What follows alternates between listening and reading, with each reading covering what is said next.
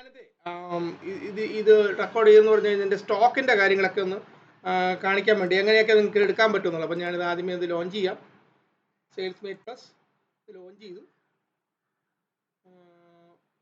പിന്നെ നിങ്ങൾക്ക് ഇതിനെക്കുറിച്ച് എന്തെങ്കിലും സംശയം ഉണ്ടെങ്കിൽ ഇഷ്ടമേട്ടെ ലോഞ്ചായി വന്നോട്ടെ.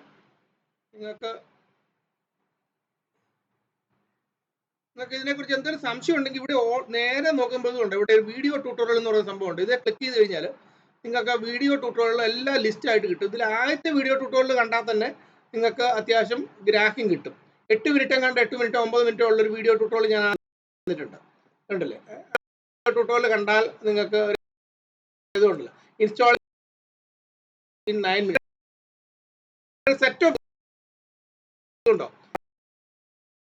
ഈ വീഡിയോ നോക്കാം. ഇതിപ്പോൾ എന്തെങ്കിലും സ്റ്റോക്ക് എന്തെങ്കിലും ഉണ്ടെങ്കിൽ ഇവിടെ ക്ലിക്ക് ചെയ്ത് കഴിഞ്ഞാൽ ഇവിടെ കിട്ടിയോ. അങ്ങനെ ഇവിടെ ആ വീഡിയോ ട്യൂട്ടോറിയൽ എല്ലാം കാണിച്ചിട്ടുണ്ട്. ഇവിടെ നിന്നാണത് എടുക്കുക. എടുത്തിട്ട് നിങ്ങൾ ക്ലിക്ക് ചെയ്ത് കഴിഞ്ഞാൽ ഇവിടെ ഇത് കിട്ടും. മനസ്സിലായോ? ഇത് നിങ്ങൾക്ക് കണ്ടാൽ മതി. മനസ്സിലായില്ലേ?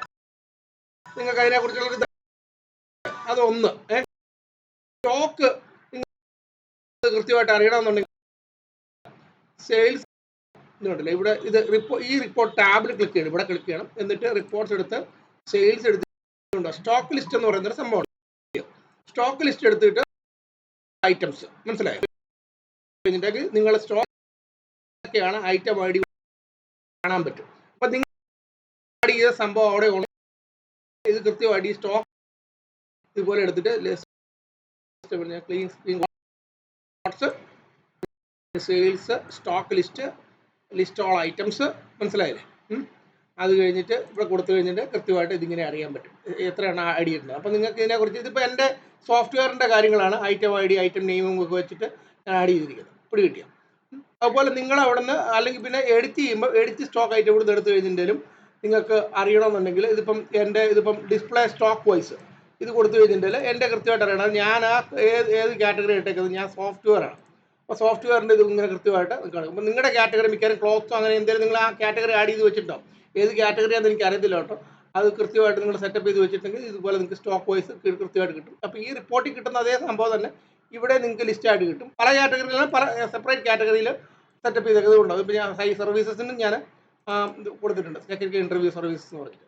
അപ്പോൾ ഇങ്ങനെയാണ് ഇത് എടുത്തിട്ട് ഇത് എഡിറ്റ് ചെയ്യണമെന്നുണ്ടെങ്കിൽ ഇവിടെ നിന്ന് നേരെ എടുത്തിട്ട് പിന്നെ എഡിറ്റ് കൊടുത്താൽ മതി. മനസ്സിലായില്ലേ? അത് എഡിറ്റിൻ്റെ കാര്യം.